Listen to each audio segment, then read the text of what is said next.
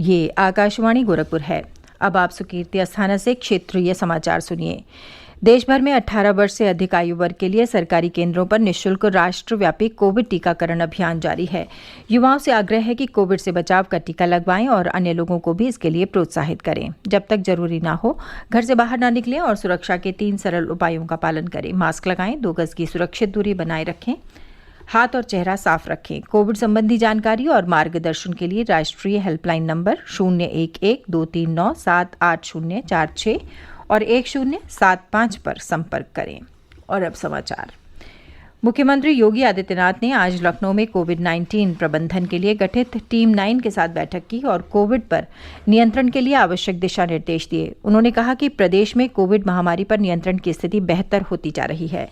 अलीगढ़, चित्रकूट, हाथरस, कासगंज, महोबा और श्रावस्ती जिले कोविड संक्रमण से मुक्त हो चुके हैं।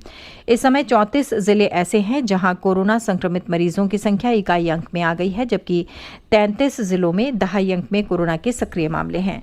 उन्होंने अधिकारियों को निर्देश दिया कि इस स्थिति को और बेहतर बनाने के लिए ट्रेस, टेस्ट और ट्रीट के मंत्र के अनुरूप सभी आवश्यक प्रबंध किए जाएं।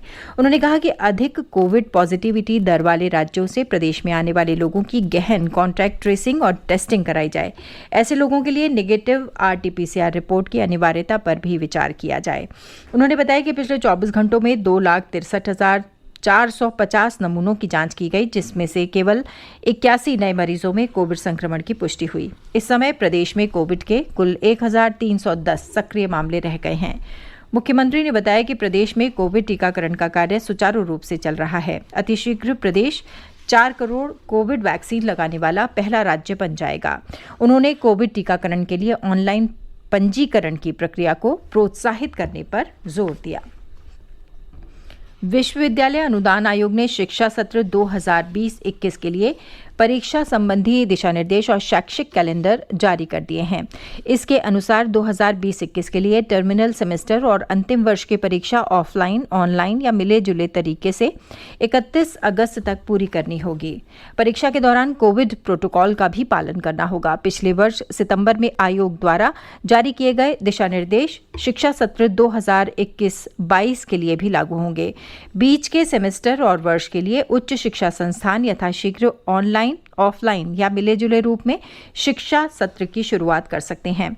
दिशा निर्देशों के अनुसार शिक्षा सत्र 2021-22 में स्नातक पाठ्यक्रमों के लिए नामांकन की प्रक्रिया सभी शिक्षा बोर्डों के परिणाम घोषित हो जाने के बाद ही शुरू हो सकेगी। सभी स्कूल बोर्डों की 12वीं की परीक्षा के परिणाम इस महीने की 31 तारीख को प्राप्त हो जाने की संभावना है। संसद के मानसून सत्र से पहले राज्यसभा के सभापति एम वेंकैया नायडू ने सभी दलों के नेताओं की बैठक बुलाई है। बैठक में श्री नायडू सत्र के दौरान सदन का सुचारू कामकाज सुनिश्चित करने के तरीकों पर चर्चा करेंगे। सरकार ने दोनों सदनों के सुचारू कामकाज के लिए राजनीतिक दलों का समर्थन हासिल करने के लिए कल सर्वदलीय बैठक बुलाई है।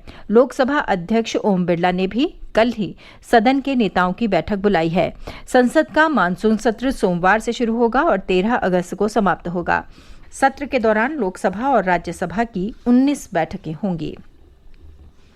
मुख्यमंत्री योगी आदित्यनाथ ने कहा है कि प्रदेश में निर्धारित रोस्टर के अनुरूप बिजली की आपूर्ति सुनिश्चित की जाए, अनावश्यक बिजली कटौती न की जाए। उन्होंने मांग के सापेक्ष आपूर्ति किए जाने का निर्देश देते हुए कहा है कि खराब और जर्जर बिजली के तारों और खंभों के सुदृढ़ीकरण की कार्रवाई तेज की जाए। पिछले एक सप्ताह से पूर्वी उत्तर प्रदेश के विभिन्न जिलों में पड़ रही उमस भरी भीषण गर्मी से लोगों को राहत मिली है। गोरखपुर और आसपास के सभी जिलों में आज सुबह से ही आसमान में घने बादल छाए हुए हैं और रुक रुक कर गरज चमक के साथ वर्षा हो रही है। मौसम विभाग के अनुसार वर्षा का ये क्रम अगले 3 दिनों तक जारी रहने का पूर्वानुमान है। कुछ स्थानों पर हल्की से मध्यम और कुछ स्थानों पर मध्यम से भारी वर्षा होने के आसार हैं। वर्षा के कारण पूर्वी उत्तर प्रदेश के लगभग सभी जिलों के तापमान में गिरावट दर्ज की गई है।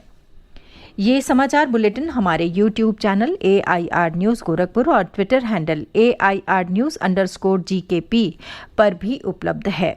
इसके साथ ही क्षेत्रीय समाचारों का ये बुलेटिन समाप्त हुआ। नमस्कार।